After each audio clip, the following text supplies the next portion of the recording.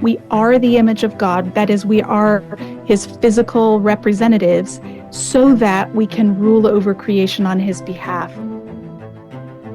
The Bible is made for this. Like, it talks about supernatural entities that are real, that aren't imaginary. And I think the church has to wake up to this. Do you think that whenever she came out of the water, that there was a demon came out of her? It's like, I can understand that because our human nature is to, take the blessings that God gives us and then forget about them tomorrow. There is an intelligence at war against them. And I think what I'm suggesting is that there are still intelligences that we're at war against. I really like what Dr. Michael Heiser said a lot, is that God's desire is to dwell with mankind forever. All of the nations in the world have been assigned a particular overseeing guardian to watch over them. But that in particular, the nation of Israel has been designated to be solely God's chosen nation. The Word gave life to everything that was created, and his life brought light to everyone. But our enemy has not laid down their arms. Their power is broken. Christ is King, the Lord of Lords, the God of gods, mighty and awesome. I was at one time the fastest sword driller in the county.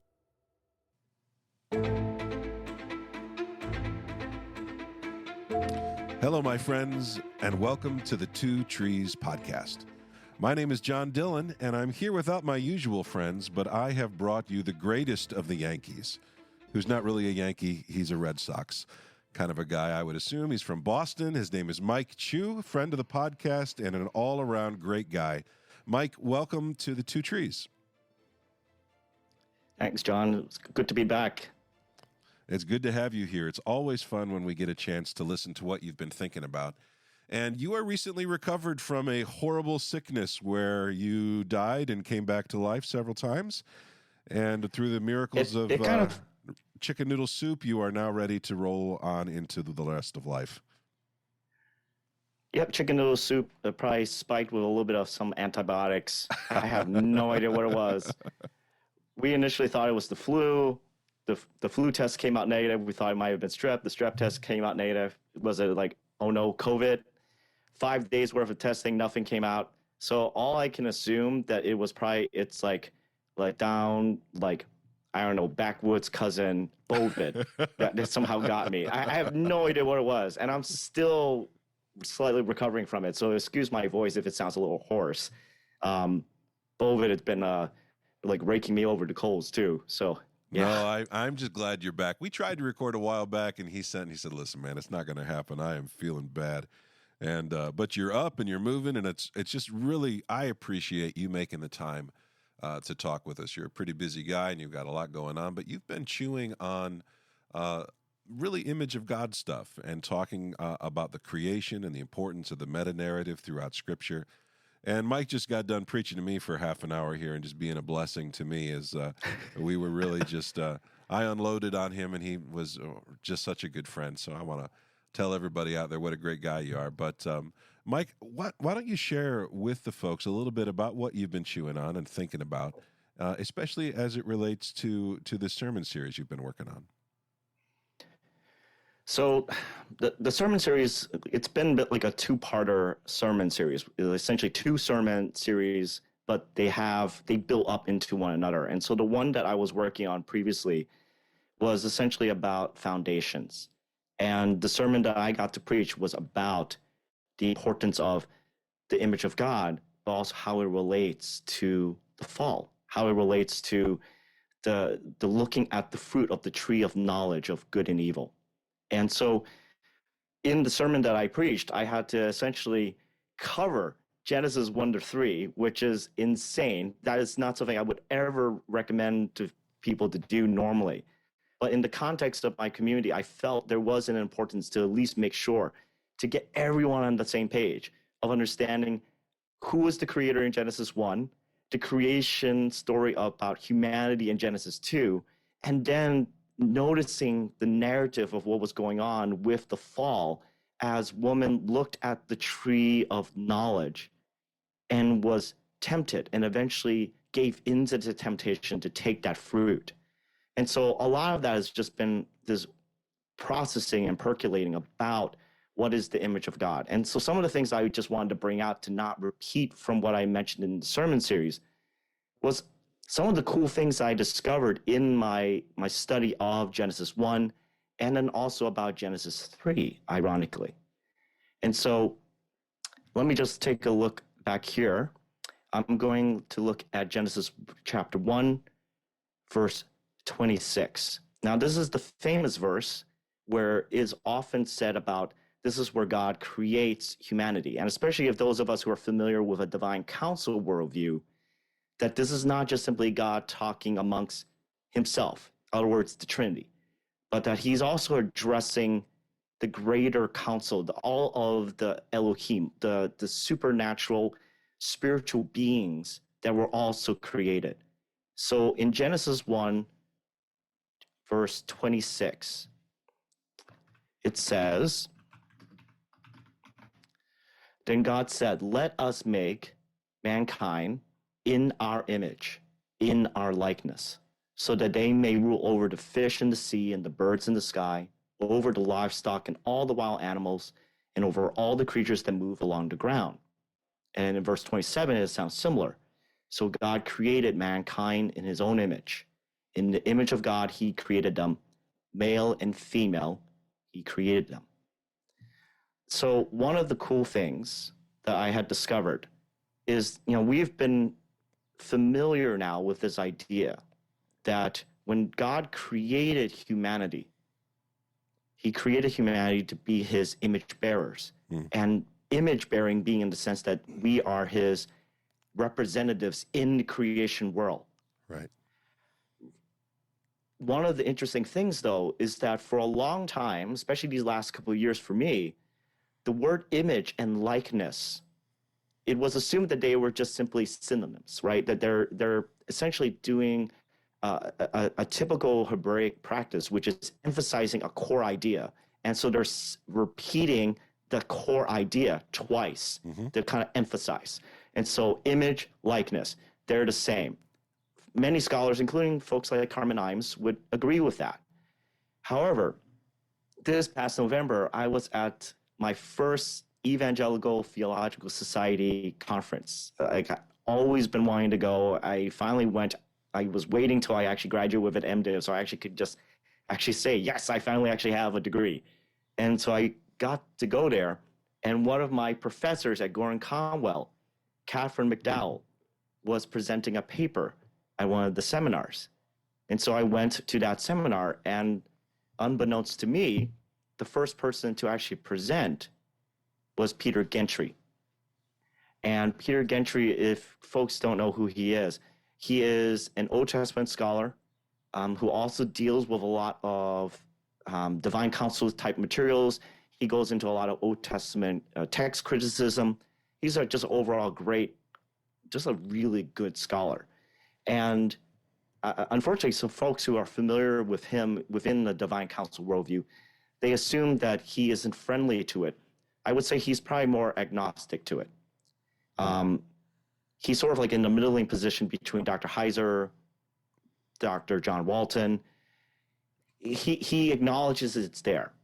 And he just doesn't, that's not his forte. But he will bring it up whenever he encounters it in the text. And so at this seminar, he was presenting a paper talking about the question, is there a difference with the word image and likeness in Genesis 1:26? And he essentially wrote a book here called Biblical Studies, Volume 1. It's a collection of 3 essays recently that he's written. And, to spare folks from reading all of the material, because he essentially goes into the languages, into the word history, into all the different, cognate or similar languages in Hebrew. Nope, don't spare us. But I'm ordering it right now, so hang on while I pull it up. Okay, go ahead. I will read simply his conclusion. So to prime folks up, Genesis 1:26, when we see the word image, that the Hebrew word behind it is the word selim. When we see the word likeness, the word behind that is demut. And so for the longest time, I had assumed they were just simply synonyms, that image is like likeness is like image, so on and so forth. Not a big deal. But in his first chapter, essentially his whole entire essay about these two words, he essentially found there is a difference. There are nuances in what's being communicated. And so to break it down, to summarize, before I read this section, demut, which is the word for likeness, to simplify it, what it really indicates is actually the vertical relationship that humanity has to God. So in other words, when we see the word likeness, God is simply saying humanity is in direct relationship vertically between me and humanity. They are going to represent me. They are functioning similar to me. Mm. And when we see the word selim or image, it's talking about the horizontal relationship of a king, a regent, to his people. And so in relation to the creation story, there is something that's going on here where humanity is being compared to, there is a horizontal relationship aspect about being made in the image of God. The horizontal aspect probably being with rest of creation. And so with that little teaser, I'll read his summary section about the two words. So this is Peter Gentry. Page 22, the meaning of demut and selim in Genesis. Let us now consider the occurrences of demut and selim in Genesis in light of the lexical study. The one and only supreme creator deity announces to the divine council in Genesis 1:26 the decision to make Adam. The adverbial modifiers in our image and according to our likeness indicates a vertical relationship between humans and God that can be described as obedient sonship and a horizontal relationship between humans and all creation that can be characterized as a servant kingship. Mm. The preposition A indicates that humans represent the creator God in the world precisely, while the preposition ka, heading, likeness, shows that our generation is similar but not precise to that of God. As I explained in Kingdom Through Covenant, God addresses the divine assembly, but proceeds to create humans in his own image and likeness, and disenfranchises the divine assembly by assigning the ruling function to the humans. There's already a lot to unpack from that. What Dr. Gentry is getting at is that when we read Genesis 1:26, he's getting down to that the words of image and likeness, and even the prepositions before those Hebrew words, indicate that there is a special type of function and special type of representation that humanity is meant to do, that we are meant to actually live out. And that ironically, yes, we are made similar to like the Elohim. There's a reason why, as Dr. Ron Johnson will love to say, I can walk my dog, but I don't talk to my dog. Like I don't have a personal relationship with my dog on a really deep level.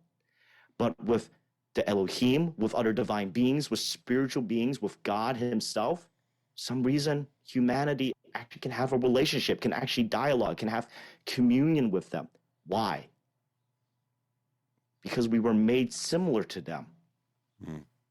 But there is something, there's a nuance that Gentry just kind of pushes further, that because we are made in God's image, we have been assigned the ruling function over creation, disenfranchising the divine council member beings from ruling physical creation, which is just a fascinating idea. That implies we have been given a special privilege in all of creation to actually be the representation of God throughout the world, that we are meant to steward, to guardian creation. But the likeness, oh goodness, our connection is that we have a son or parent-child relationship with God himself. Mm. And that's just it was a mind-blowing concept. And I just really wished I had more time to just like kind of tease out Dr. Gentry's brain. Towards the end of that talk, and when we got a chance to just kind of talk with him personally, one of the bits that he just kind of threw my way that was like a little grenade in my soul was that he pointed out, this is all reflection of ancient Near Eastern covenant practices. And he pointed out that in the ancient Near East, especially in marriage covenants, typically what happens is that you would have a meal right after the marriage. After you do the whole entire marriage ceremony, the covenant's been established, the very first act afterwards is to have a meal together. And the reason is because, especially in this whole entire creation of humanity, what we're having at this moment is there is a connection between we are now kin. You only share a meal. You only have dinner with family members. And that when a marriage covenant occurs, the reason why so often in ancient Near Eastern practices there is a meal after the ceremony is because you're essentially signifying we have now become family. We are now connected to one another on a deeper level, to such a level as though you are now my brother. Wow. You are now my family. We don't share meals with people unless we consider them to be family. That's why the act of hospitality, of sharing a meal with a person, is so intimate, because you're almost essentially saying to them, I'm treating you as though you're almost like my family, but not quite, because this is not going to happen all the time. But with a marriage, we are now definitely family. That's the first thing we will do right after the ceremony, is that we are now family. Mm.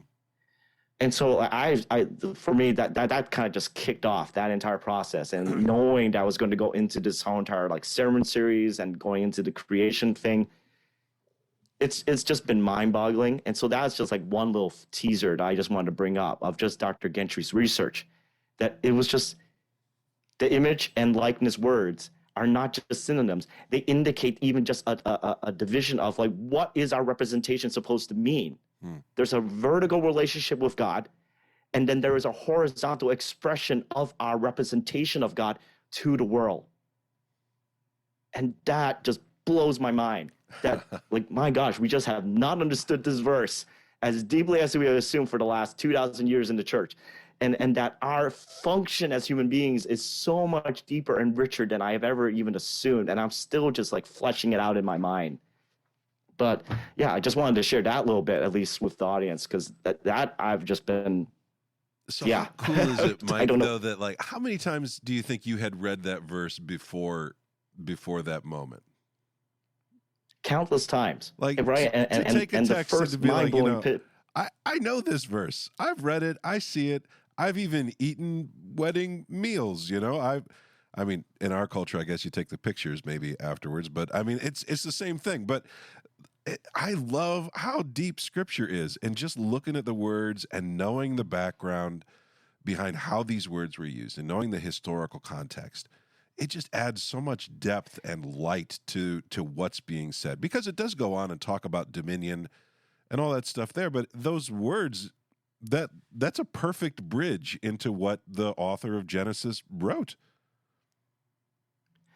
And I think, it's just one of these interesting little bits is, right, like we've made the image of God into like characteristics, right? Like the first mind-blowing thing for me years ago was learning Dr. Heiser's material and realizing that it isn't talking about, some sort of trait or attribute, like intelligence or emotion or self-consciousness, because there's so many other ways, as we're discovering through science, that animals like elephants have emotion. Mice have intelligence. They can figure out problems. Crows have the ability to recognize faces. Like if we limit the image of God to some sort of characteristic, we're at risk of, well, we're diminishing the beauty of that. The other thing I would say also to the audience, right? Dr. Gentry's study was only possible because he is actually willing to study the other cognate languages. This includes things like Akkadian, Ugaritic. Like he's looking at the other related languages of Hebrew. And too often when we do our biblical studies, a lot of folks are used to using older tools like Strong's numbers. Not to say they're bad, but they are limited because they're not accessing the latest in language research in biblical studies. And so this, to me, I think over time, as this continues to propagate out, as people start realizing and digging and testing Gentry's hypothesis, I think this is going to start revising how we even understand Genesis 1:26, because it's more than just simply, I'm bearing an image. We actually have a vocation. And we have a weighty responsibility in creation, right? We are supposed to be stewards and guardians of this world. We're supposed to keep and tend to the garden. We're supposed to take care of creation. It isn't something that we're just simply, well, it's all going to burn. We are supposed to take care of it. So the name of the book We that have he's to be talking wise about is Biblical Studies by Peter J. Gentry. Looks like it's about $16, $17, so it's not a giant, it's not like buying a dictionary of deities and demons or something like that, which is going to set you way back. But this is very, very affordable. Yep, and it is also coming out on Logos in a few months as well. Ooh, I like to hear that. So if people are more interested, so if people are interested in that, they can also wait for that too. I couldn't, so I got the physical one as well. The other thing that I want to mention is this book from one of my Hebrew professors, Dr. Catherine McDowell. This is a book version of her PhD dissertation, The Image of God in the Garden of Eden. And I actually had gotten the chance before Dr. Heiser had passed a few years. I actually mentioned this to him a few years ago. Turns out he actually read it later, and he loved her material, because she essentially took what he mentioned in Unseen Realm. He mentioned this one ritual practice called the opening of the mouth. And it was this idea where when idols were created, especially for temple worship, one of the ways they consecrated that idol was that they would do a ceremony called opening of the mouth.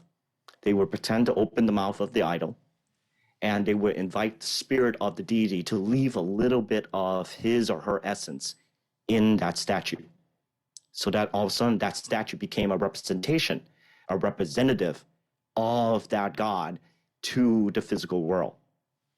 She took that and went further on and to actually discover that there were other ceremonies that were also done to consecrate these kind of statues and idols. And her question ultimately was diving into, can we look at Genesis 2 and see the same kind of idea of Genesis 1:26, of representation, of creating a representative in the physical world of Yahweh in Genesis 2. And essentially in Genesis 2 and 3, she finds that research bearing out. I would encourage folks to check it out. I'm still chewing over this, even after a few years of reading it. I'm still rereading it because the material is dense. And she dives into, again, the continent languages, Ugaritic, Akkadian, Hebrew, Aramaic, Arabic. It's a lot. To do this kind of research takes a long time. And I am so grateful to folks like my professor.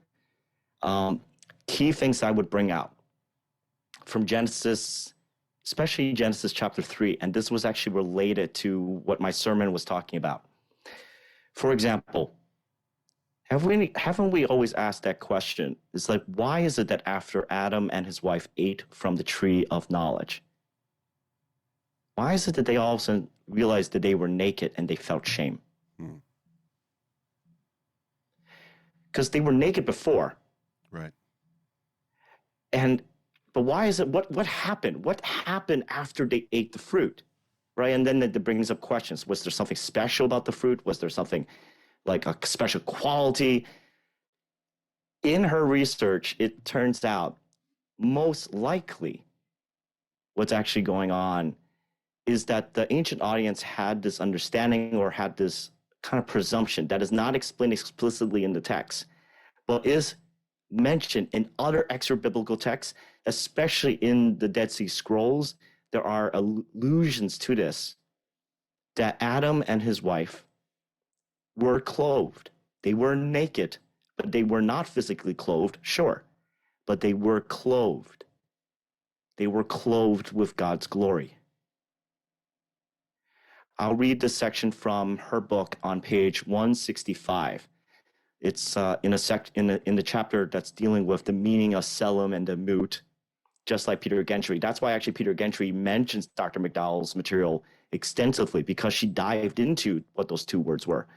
On page 165, she has a section called "The Garments of Adam and Eve?" The notion that the primordial pair donned some type of glorious covering is an ancient one. As noted above, already in Psalm 8, verses 6 or verse 5, depending on what version of the scriptures you're looking at, Septuagint or English, Adam and Eve are described as crowned with glory and splendor.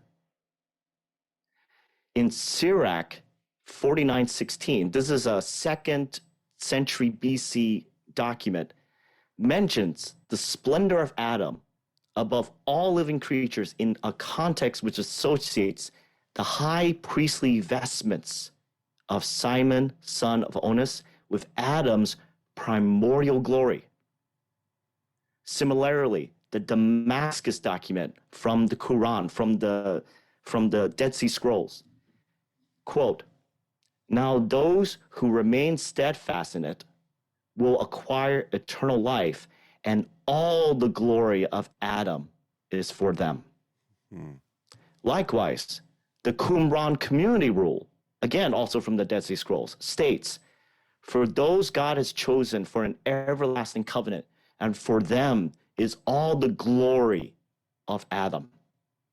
Both of these texts from Qumran imply a belief among the Essenes that prior to the events of Genesis 3:7, Adam possessed a measure of Yahweh's glory, which they themselves would inherit in the eschaton. Leyden, she's quoting from another scholar, comments, "It is a commonly held scholarly viewpoint that the Qumran Jews expected to receive, or had already in a certain measure, a share of the glory lost by Adam." She, and then eventually another scholar, Dr. Ingrid Farrell, they go on to this idea that what was lost at the moment when when his wife and then Adam eating from the fruit of knowledge, that what was lost was actually the glory of God that they were clothed in.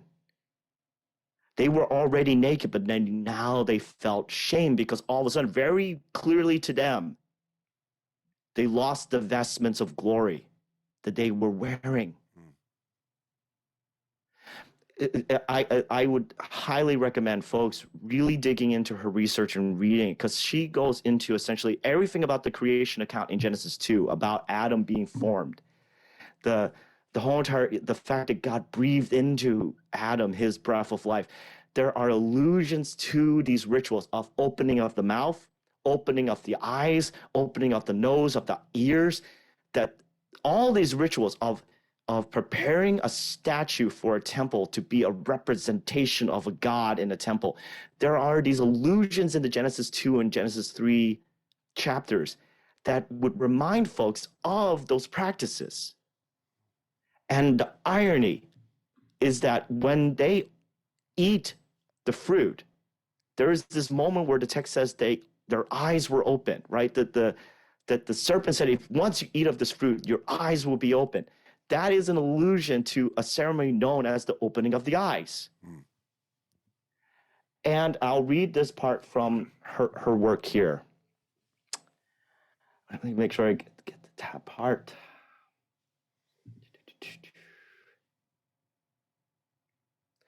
In the Eden story, the opening of the eyes is likewise significant.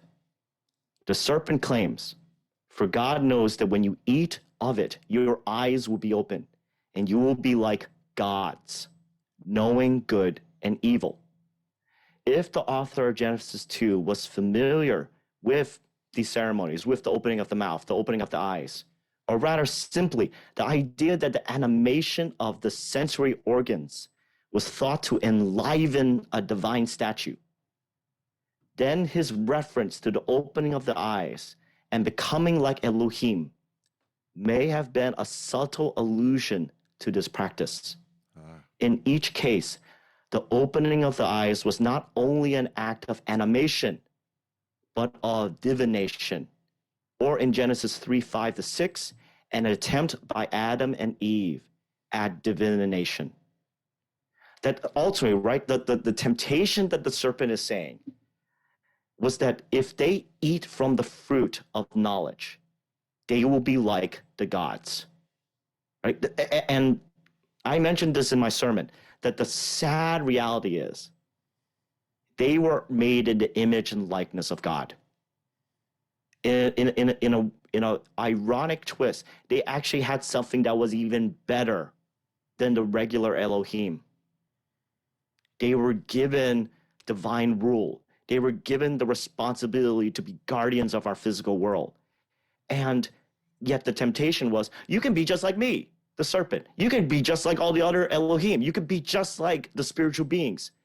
They were trading something that was beautiful that they already had for something that was really, in some sense, ordinary. And they wanted to be like gods. And the sad irony is, that is what happened. They became just like the Elohim. Yeah. But they forsook the glory vestments that they were wearing. They were given such high authority by our God, Yahweh, and they gave it up for something that was just regular. And that's just the sad tragedy about the fall. Anyways, so all that, I went into that sermon, and I couldn't explain everything, but that was like why I was like so passionate when I was talking about it, because it was just like my goodness, my gracious, like we have given up so much in our fall, and yet the beauty of our God is that he was not going to just let us be in that state, losing our glory vestments, and that he wanted to restore us back to what we were originally meant to be. And that he would actually send and become the very image of what he had created, humanity.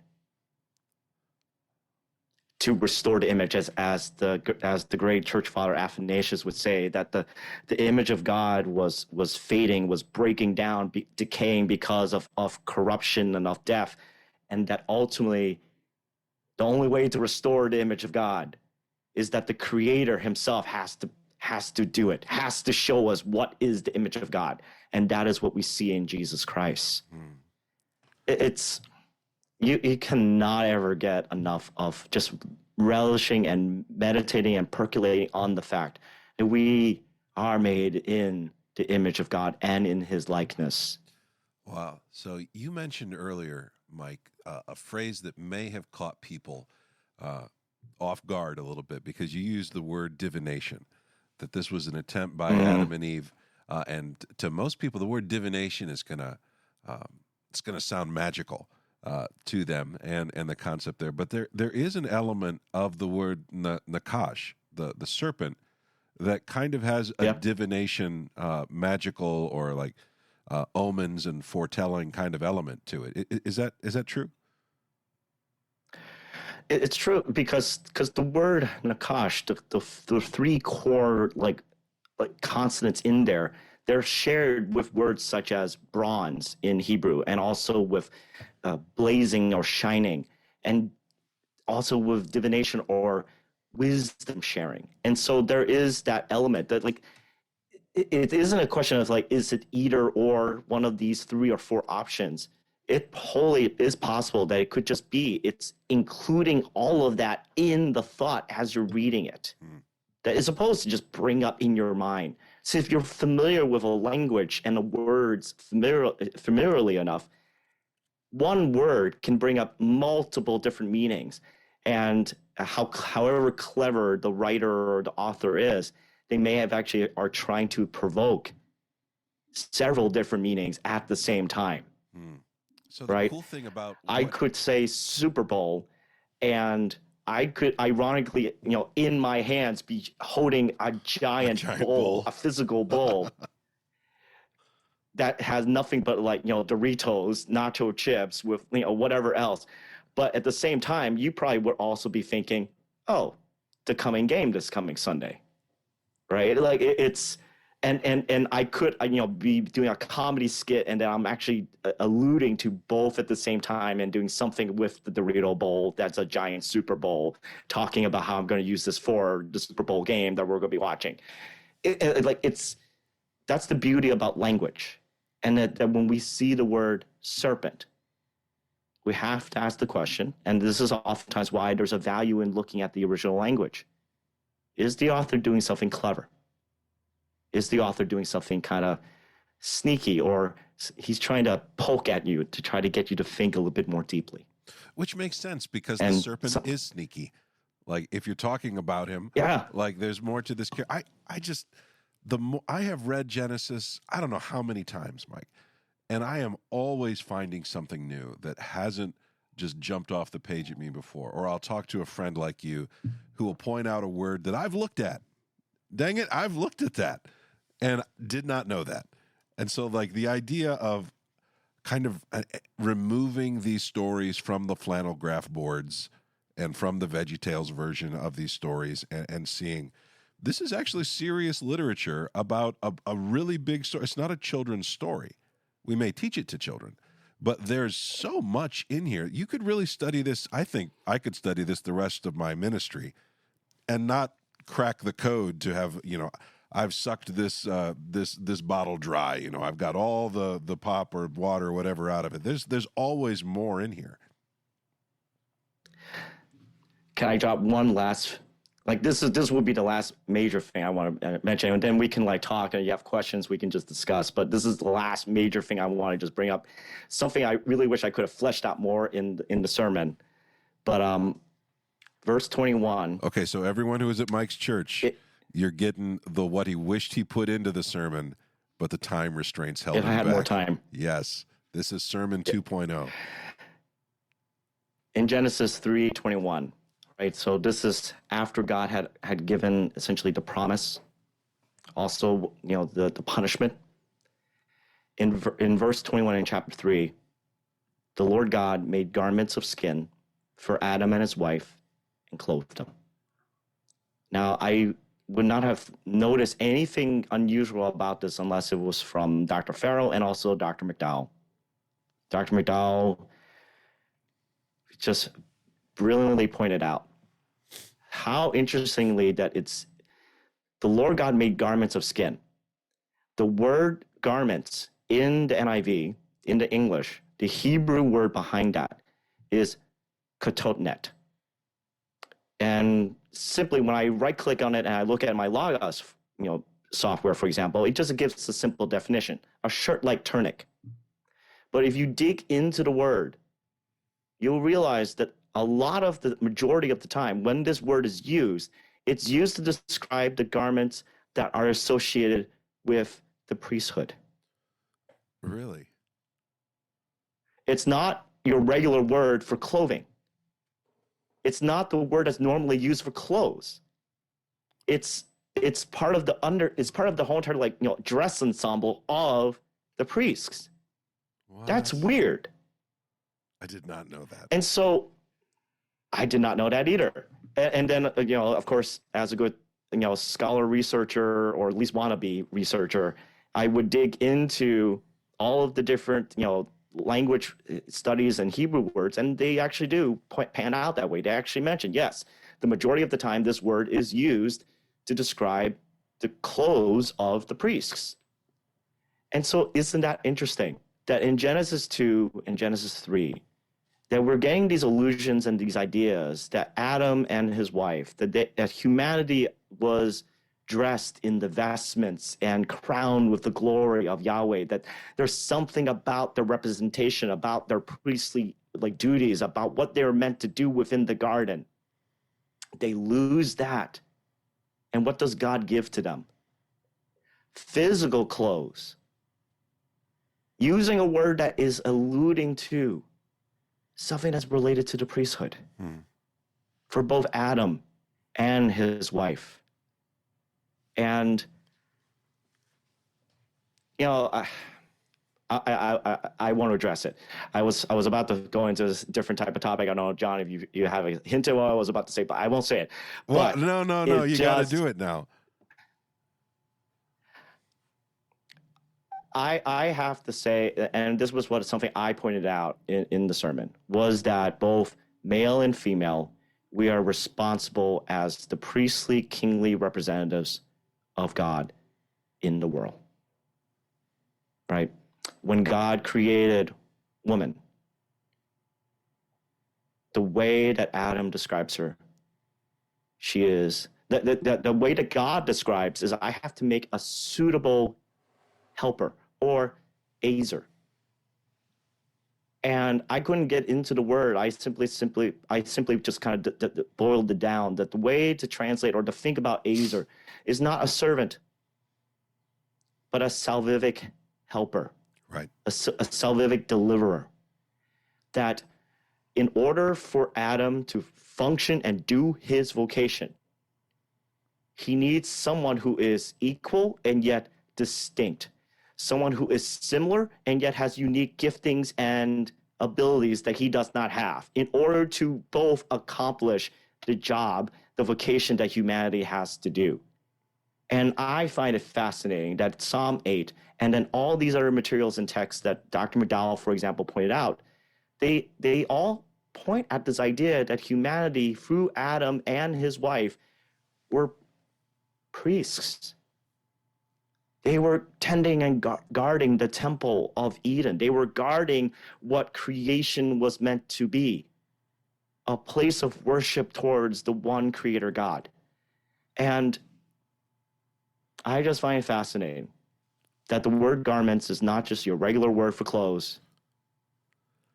It's something that alludes and kind of hints at something greater, something more important. Well, and that makes sense in the text as well, because the phrase that's used for their job in the garden, to work and to keep the garden, that's the same phrase that's used of the priests in the tabernacle, which was kind of an Eden-like place. It was designed to look like a garden, made of shiny stones and beautiful worked wood and things, but it was literally a mobile garden.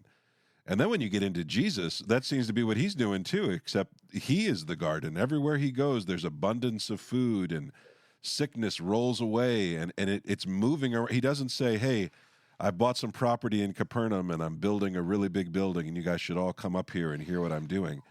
Instead, he's all over the place. There's this abundance, this movement.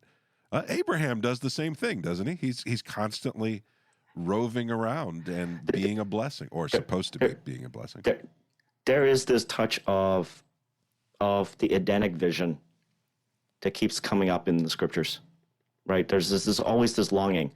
And in a discussion I had recently with Dr. Johnson, one of the things he pointed out was that, and rabbinic commenters long time ago had pointed out this as well, that when we have the cherubim that will, the flaming sword that's guarding the tree of knowledge, the tree of life, I should say, because, Adam and his wife, they disobeyed.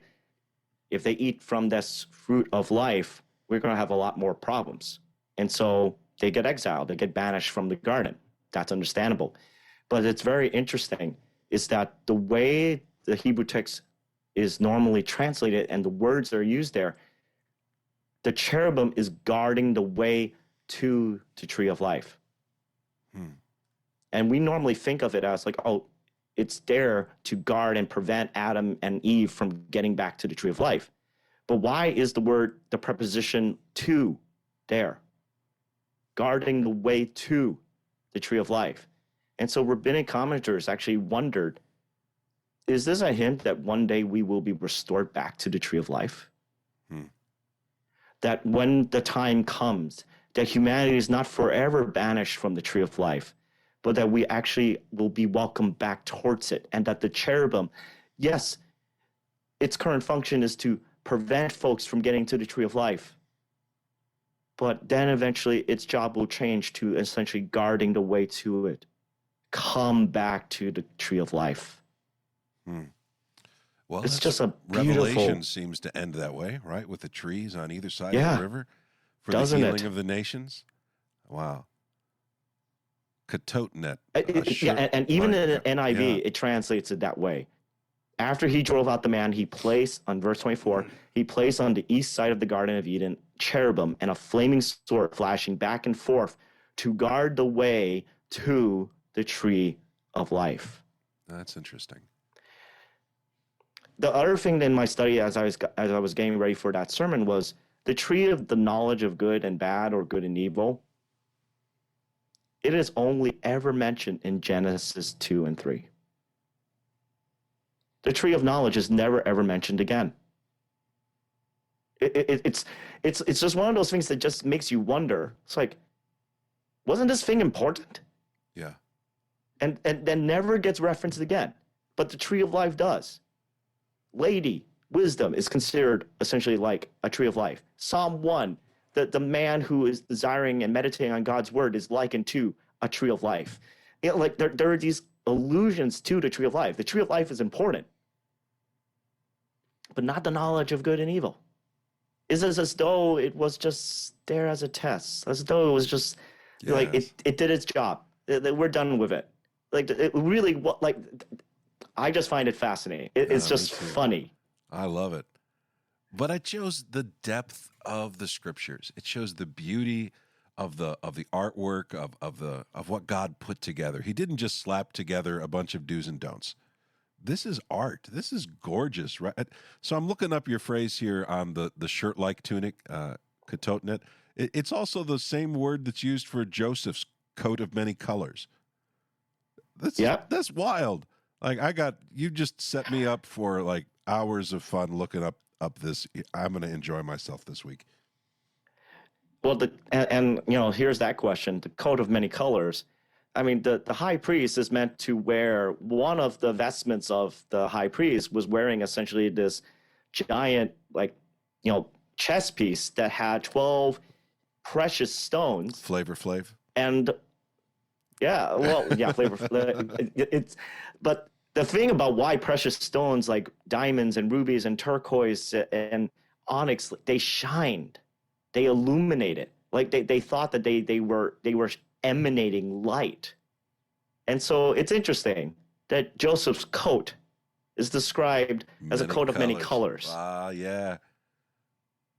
So anyways, Joseph is also a very important figure. And if people have been familiar with Dr. Heiser's work, you know, they'll know that he had interviewed a guy David Mitchell, whose whole entire dissertation was all about who the identity of Messiah ben Joseph is. This very this mysterious figure that seems to have connections back to Christ. And, you know, it just so happens Joseph happens to be, you know, a big ruler. He's really in charge of pretty much all of Egypt besides Pharaoh. He had these visions and ideas. He saved his own family, and he wore this coat of many colors. Isn't that interesting? It's almost like it's not an accident. It's almost like I know, there's right? a plan to this book. I don't know. To steal a line from Heiser, you know, he wrote that, "I dare you not to bore me with the Bible." But if you're bored with the Bible, you're reading it wrong. Like, you're missing stuff because it's fascinating. And John, you and I were talking about this before the recording started. You know, one of my goals and one of my passions is that we have to get people familiar and really to fall in love with, at least become familiar with the creation part of the meta-narrative. Because what I've been realizing over and over is that so many people don't see the significance of creation. Yes, creation is one piece of the meta-narrative, but it is definitely vastly an underspoken and under-meditated piece of the meta-narrative. And at the beginning of that sermon, I pointed out the New Testament is drawing from the Old Testament.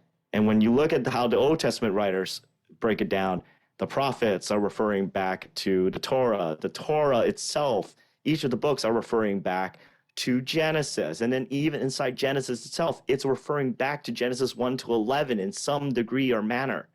And I would even go further.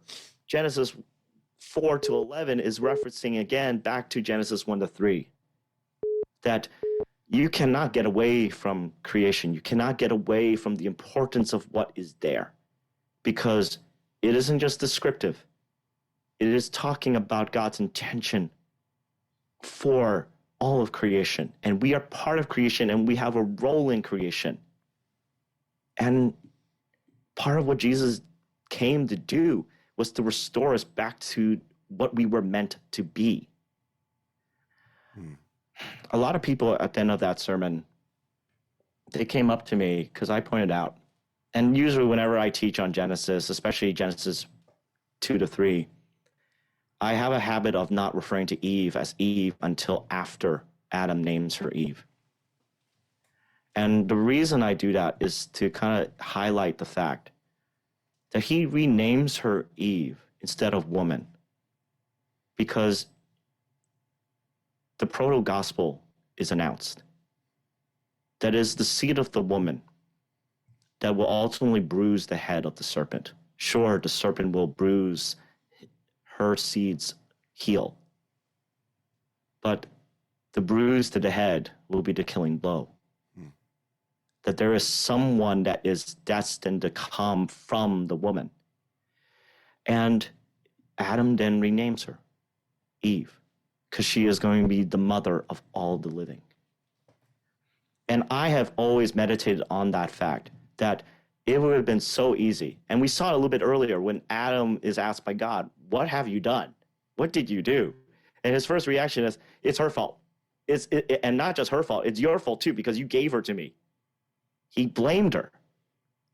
And interestingly enough, Dr. Farrow pointed it out in her work that Eve did not do the same thing, though. She didn't blame the serpent. She didn't blame God. She blamed the serpent, but she didn't blame God. And she didn't blame Adam. So so it's very interesting that then after God pronounces, yes, judgment, but also there will be a deliverer that is coming from her. Adam's response is, your new name is Eve. It's not a name of shame. It's a name of hope. And to me, I hope that it was an indication that the relationship between Adam and his wife, Adam and Eve, that there was forgiveness that was found. That there was acknowledgement of his own failing too, because he was there with her at the moment of temptation. He knew the words of God better, technically, when we look at the narrative. And I went through this in my sermon with the congregation of just like, see how people are quoting. How did Eve quote God's words? How did the serpent quote God's words? Notice Adam is there right there with her. And he doesn't say a darn thing. Why doesn't he say a thing? He failed too. And in the moment after God says this beautiful proto-gospel, Adam gives her a beautiful name. And to me, that is like at the fundamental, when it comes down to a marriage between a man and a woman, and when there is deep hurt and even betrayal, you know, what ultimately comes back down to is, can we come back to a place of acknowledgement of our shared wrong, because we are still in the end one flesh, and to still honor one another as we forgive each other. I find it fascinating. He named her such a beautiful name. Eve is not a name of derision. It is a beautiful name. She is the mother of all the living. And I think that is a good place for us to wrap that up. Pointing towards Christ, pointing towards identity and love within the family, pointing towards not just Eve as the mother of everyone who's going to be born, but the promise was given to her that the Messiah was coming. And so I hope that you have enjoyed listening to Mike teach, because I have. And I hope that you remember that Jesus is the God of gods, the Lord of lords, mighty and awesome.